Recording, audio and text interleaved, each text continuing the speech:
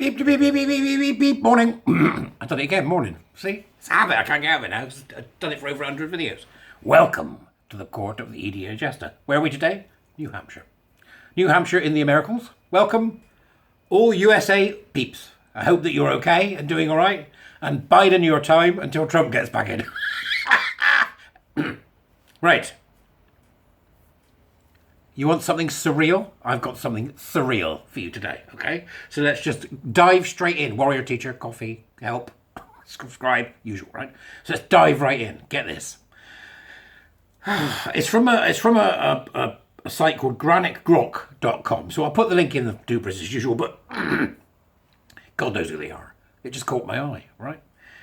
It says here, Granite Grok dominating the political bandwidth in New Hampshire. Right? So this is, quite a localized thing, but let's dive straight in. Psychologist celebrated for transing autistic kids by Stephen Scare. Dartmouth Health recognized psychologist Alison Hurwitz with an ongoing commitment social justice social justice award for a role in medically transitioning youth with autism spectrum disorder. An award. This is La La Land, isn't it? I mean, we're absolutely in La La Land when we're giving these people awards.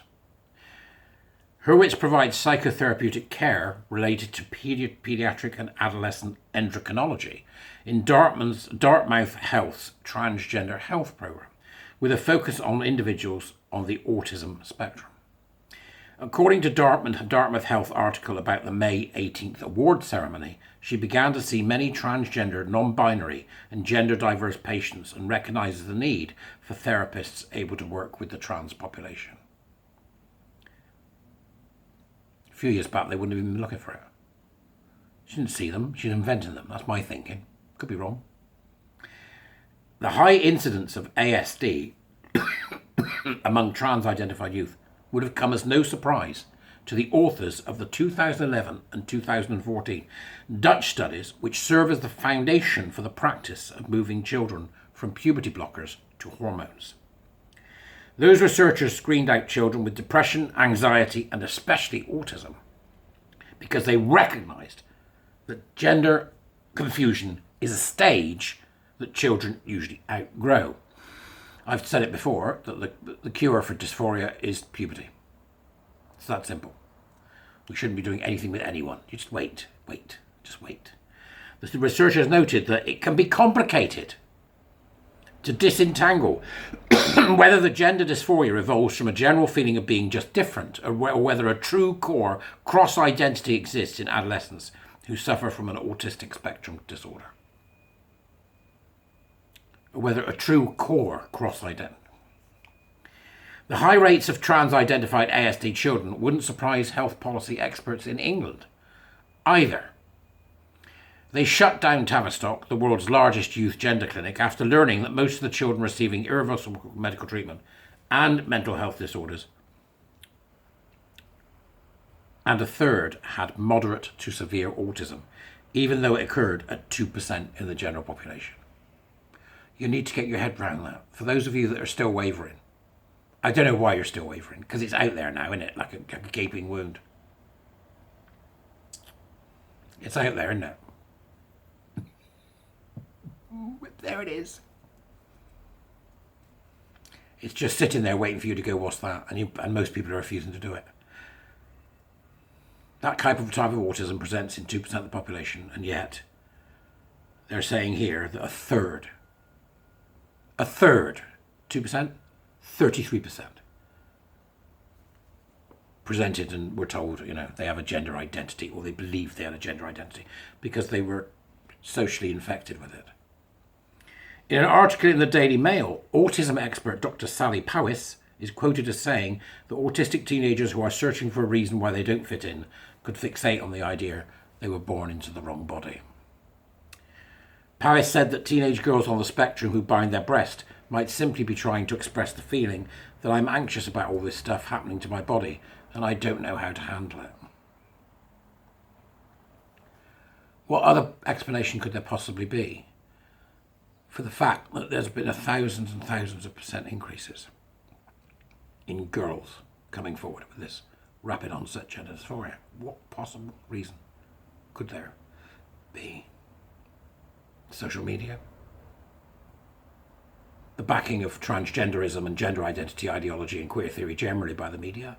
By large organisations flying their ridiculous, vomit-inducing progress flag? What other reasons could there be? This is interesting.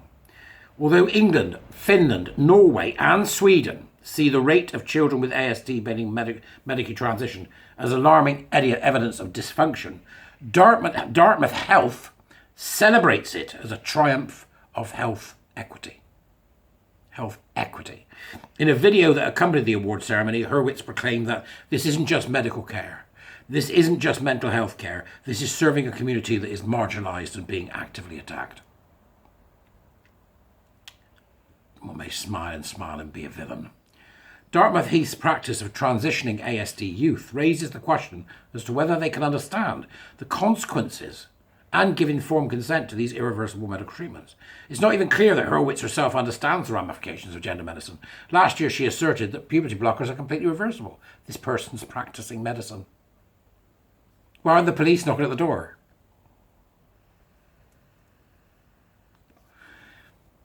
Imagine if you set up a clinic with a pathway to FGM, female genital mutilation. Do you think the police would knock on the door? I think they'd knock on the door, do you? Go and knock on the door, New Hampshire police. Go on. Go and knock on the door.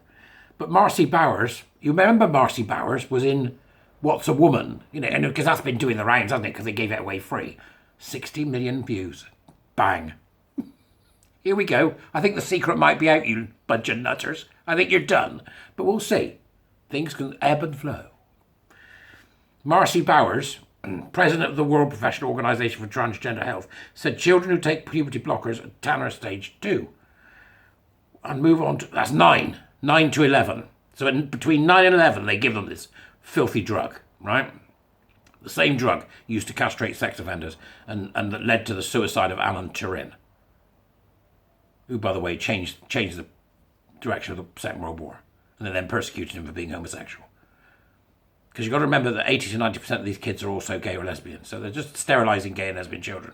It's gay conversion therapy is back with a vengeance, right? Except this time it's being actually actively encouraged by corporations around the world, by the state, by LGBTQI hands, knees and bumps the daisy groups, and by all sorts of other nutters. She said, in Tanner stage 2, because Marcy's a he said, and the children who take puberty blockers at Tanner stage 2, ages 9 to 11, and move on to opposite sex hormones will never experience sexual satisfaction. Never. This is a crime against humanity. Jeremy Carswell, head of Boston's Children's Hospital Gender Clinic, said that children who start on puberty blockers at age 12 or 13 will be sterile.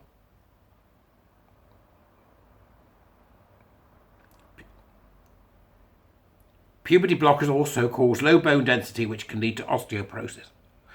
John Turco, MD, who heads Dartmouth Health's transgender health program, said Dartmouth Health gives puberty blockers to children as young as 10. Turco received the Lifetime Achievement Award at the ceremony.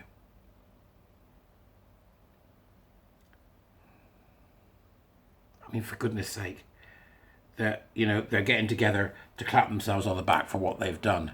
Now, we've seen this over here, ridiculous. Was it the person that runs Diva magazine? I can't remember what the name is.